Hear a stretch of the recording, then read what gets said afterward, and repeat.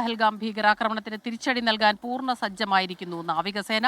സമുദ്രപാതകളിലെ മൊത്തത്തിലുള്ള സ്ഥിതിഗതികൾ നാവികസേന മേധാവി അഡ്മിറൽ ദിനേശ് കെ ത്രിപാഠി പ്രധാനമന്ത്രിയെ അറിയിച്ചിട്ടുണ്ട്. കൂടിക്കാഴ്ചയ്ക്ക് പിന്നാലെ ഇന്ത്യൻ മാരിടൈം അധികൃതർ നാവിഗേഷന് മുന്നറിയിപ്പ് നൽകിയിട്ടുണ്ട്.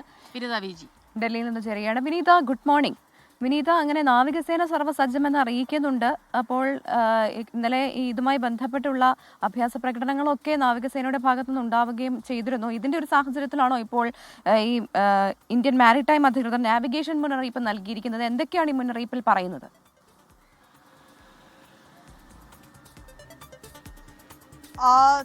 Very good morning Smitha, Pravitha. നേരത്തെ തന്നെ ഈ സംയുക്ത സേന സജ്ജമാണെന്നുള്ള കാര്യം നേരത്തെ തന്നെ അറിയിച്ചിരുന്നു. ഇതിന് പിന്നാലെ സംയുക്ത സേനാ മേധാവി പ്രധാനമന്ത്രിയും ഒക്കെയായി കൂടിക്കാഴ്ച നടത്തിയിരുന്നു. പിന്നാലെയാണ് ഇന്നലെ നാവികസേനാ മേധാവി ത്രിപാഠി കൂടി പ്രധാനമന്ത്രിയുടെ വസതിയിലെത്തി അദ്ദേഹവുമായി കൂടിക്കാഴ്ച നടത്തിയത്. ഇതിനോടകം തന്നെ നാവികസേന സ്വീകരിച്ച നടപടികൾ, ഒപ്പം തന്നെ പിന്നാലെ തുടരുന്ന അവരുടെ അഭ്യാസ പ്രകടനങ്ങൾ ഉൾപ്പെടെയുള്ള കാര്യങ്ങളെല്ലാം ഇന്നലെ നടത്തിയ ആ കൂടിക്കാഴ്ചയിൽ ചർച്ചയായിട്ടുണ്ട്.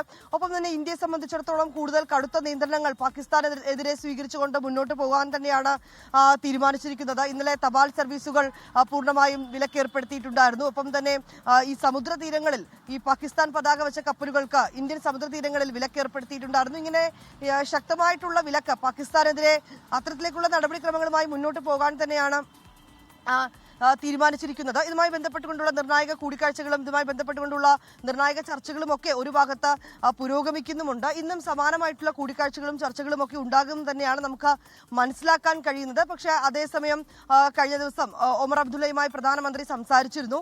അതിലും നിലവിലെ ഈ സ്ഥിതിഗതികളൊക്കെ തന്നെ അദ്ദേഹം വിശദീകരിച്ചിട്ടുണ്ട്. ഏതെങ്കിലും മേഖലകളിൽ കൂടുതൽ ഈ സുരക്ഷാ ക്രമീകരണങ്ങൾ ഏർപ്പെടുത്തേണ്ടതായിട്ടുണ്ടോ, ഒപ്പം ഈ കഴിഞ്ഞ 9 ദിവസം തുടർച്ചയായി അതിർത്തിയിൽ പാകിസ്ഥാന്റെ പ്രകോപനം അതിപ്പോഴും ഇങ്ങനെ തുടരുക തന്നെയാണ്. അഖ്നൂർ അടക്കം ഏറ്റവും അടുത്ത് നിൽക്കുന്ന നിയന്ത്രണ രേഖയാണ് അഖ്നൂർ. ഈ അഖ്നൂർ അതിർത്തി മേഖലയാണ്. ഈ അഖ്നൂരിലടക്കം തുടർച്ചയായി പാകിസ്ഥാൻ പോസ്റ്റുകളിൽ നിന്ന് വെടിവെപ്പുണ്ടാകുന്ന ഒരു പശ്ചാത്തലമുണ്ട്. ഈ സ്ഥിതിഗതികളെല്ലാം വിലയിരുത്തിയിട്ടുണ്ട്. ഏതാണെങ്കിലും സേന സർവ്വസജ്ജം തന്നെയാണ്. ഒരു തിരിച്ചടി ഉണ്ടാകുമെന്ന് പാകിസ്ഥാനും ഭയക്കുന്നുണ്ട്. അതിന്റെ പരിഭ്രാന്തിയിൽ തന്നെയാണ് പാകിസ്ഥാനും.